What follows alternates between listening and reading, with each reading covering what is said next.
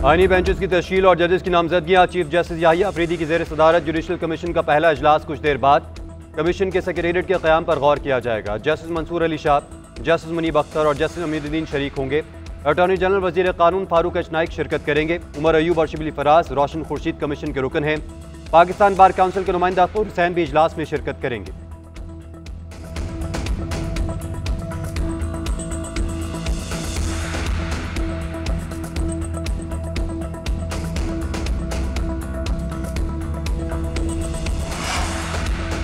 छब्बीसवीं तरमीम से मुतालिक दरख्वास्तें इसी हफ्ते फुल कोर्ट में लगाने का मुतालबा। सुप्रीम कोर्ट के दो सीनियर जजेस जस्टिस मंसूर अली शाह और जस्टिस मुनीब अख्तर ने चीफ जस्टिस को खत लिख दिया। खत में कहा गया 31 अक्टूबर की कमेटी मीटिंग में 26वीं तरमीम का केस लगाने का फैसला किया। फैसला हुआ था कि केस 4 नवंबर को फुल कोर्ट सुनेगा। कमेटी फैसले के बावजूद कोई कॉसेस जारी न हुई। दोनों जजेस का चीफ जस्टिस को लिखा एक और खत मंजर आम पर प्रैक्टिस एंड प्रोसीजर कमेटी का इजलास फौरी बुलाने की दरख्वास्त की गई। खत में लिखा कि 26वीं आईनी तरमीम के खिलाफ दरख्वास्तों का मामला बड़ा अहम और फौरी नौयत का है। आज ही इजलास बुलाया जाए।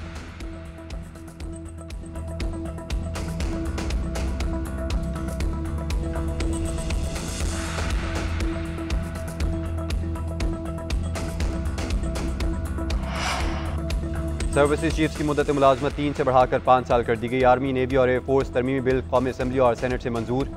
सुप्रीम कोर्ट में जजेस की तादाद 17 से बढ़ाकर 34 कर दी गई। इस्लामाबाद हाई कोर्ट में जजेस की तादाद 9 से बढ़ाकर 12 हो गई। Supreme court practice and procedure act की भी दोनों ऐवानों से मंजूरी। कायम मकाम सदर सैयद यूसुफ रज़ा गिलानी ने 6 तरमीम बिलों पर दस्तखत कर दिए। तमाम 6 बिल्स कानून बन गए। हुकूमत ने गैजेट नोटिफिकेशन जारी कर दिया।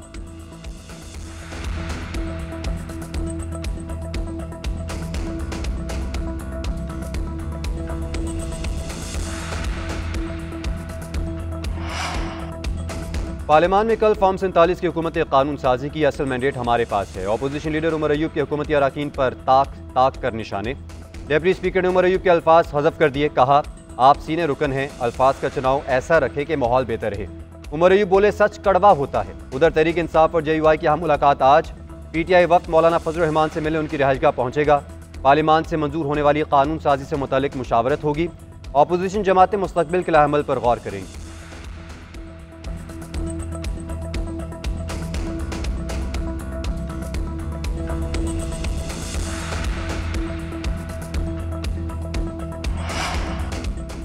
कहा गया कि मैंने पैसे वसूल किए हैं। अगर मैंने 1 रुपया भी लिया हो तो खुदा मुझे बर्बाद कर दे।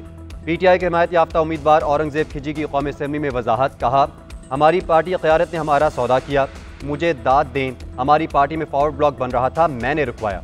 औरंगजेब खिजी के खिताब के दौरान PTI अरकान का शोर शराबा।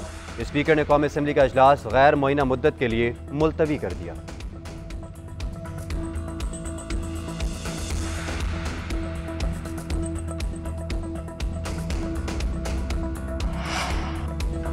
इसराइली हमले ईरान की खुद मुख्तारी की खिलाफ वर्जी हैं। ईरानी वज़ीर ख़ारजा से मुलाकात में मशरिक़ वस्ता की सूरत हाल पर बात हुई। वज़ीर ख़ारजा इसहाक़ डार की ईरानी हम मनसब के साथ मुश्तरका न्यूज़ कॉन्फ्रेंस। इसहाक़ डार ने कहा कि आज़ाद फ़लस्तीनी रियासत के मौक़िफ़ का इआदा किया है। ईरानी वज़ीर ख़ारजा ने कहा कि इसराइली रजीम ने कई मरतबा ईरानी खुद मुख्तारी की खिलाफ वर्जियाँ की। इसराइल की गज़ा और लबनान पर जारियत जारी है। आलमी बरादरी इसराइली जारियत रुकवाने में नाकाम है। मसला फ़लस्तीन अक़वाम मुत्तहिदा की करारदादों के मुताबिक हल होना चाहिए।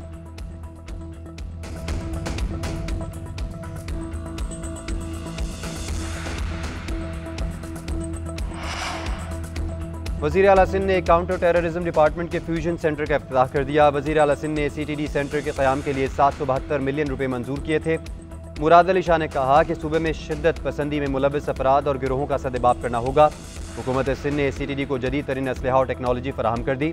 दहशत गर्दों की सरकोबी के लिए सिंध पुलिस का किरदार नाकाबिले फरामोश है।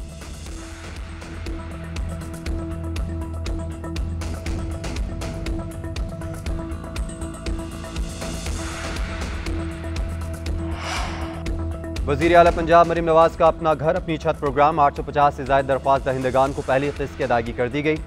घर बनाने के लिए 60 करोड़ रुपए मिल गए। 21 अगस्त से 31 अगस्त तक दरख्वास्त देने वालों की तस्दीक का अमल भी मुकम्मल हो गया।